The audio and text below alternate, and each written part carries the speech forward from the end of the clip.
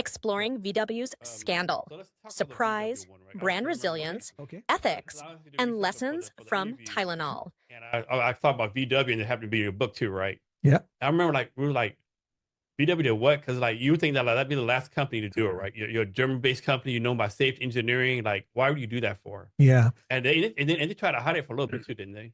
They hid it for quite a long time until they couldn't hide it anymore. Yeah.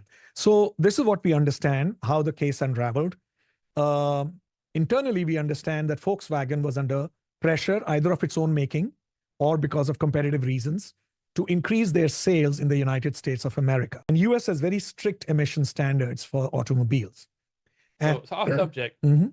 I was stationed in Germany like a total of 4.5 years in the army, and they're like all eco-friendly, climate. So to me, I mean, I don't know. To me, it's surprising that the German standards for emissions are not higher than the United States, right? Yeah, To me, that doesn't make any sense. I don't know the German standards, to be honest, relative to US standards. So what Volkswagen, in their wisdom or lack of it, what they did was they installed what later came to be known as emissions cheating devices, which reported emissions lower than they actually were. And this was their perceived, way to get through the regulation in the US, hoping that this will lead to greater sales for their brands. So that was the case that Volkswagen had to deal with. They faced lawsuits all over Europe. In US, they really, really had to face some serious consequences. On date, if I'm not mistaken, they are poorer by about $35 billion because of that emissions cheating device that they installed. Of course, they had to withdraw it, they had to recall their cars, and so on and so forth. So that is the case that Volkswagen had to deal with.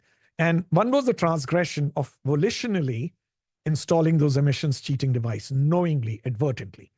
The response to that transgression, I think, created what could have been a noose around the neck of the company, which was they lied about it. According to our understanding, according to our case analysis, they misrepresented the truth for many, many years. Do you think they've overcome this yet, or they're still struggling with this? They're still trying. Well, I don't think they are out of the woods yet in terms of the case. The cases are they're still involved in legal cases.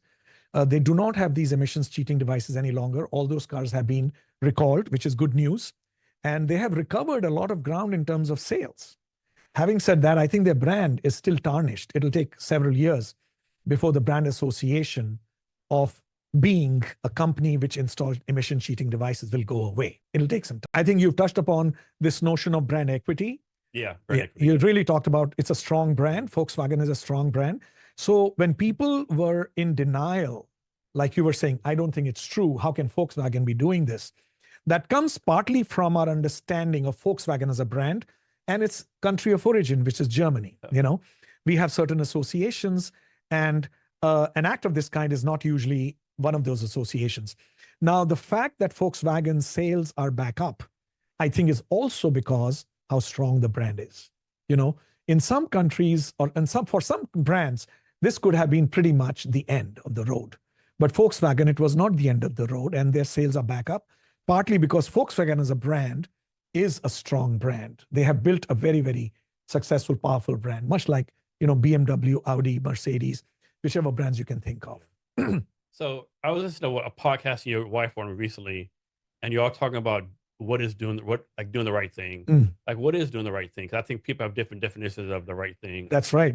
So in what we say, the first principle that we talk about when a brand is perceived to have transgressed, we say the first principle, which is pretty much the parent principle, is do the right thing.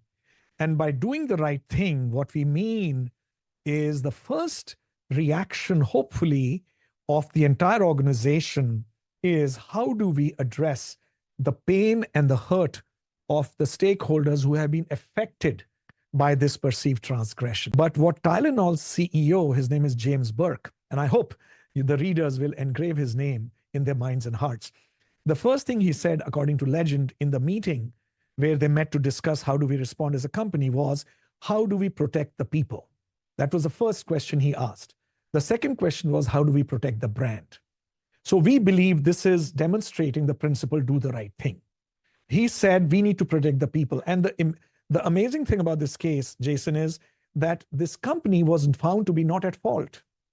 Tylenol's cyanide lacing was not done in its production facilities or in its supply chain. Somebody did it probably in the pharmacy. Yeah, probably opening some bottles up. That's exactly right. And Tylenol was not at fault. In spite of that, Tylenol said, how do we protect the people, as their first question.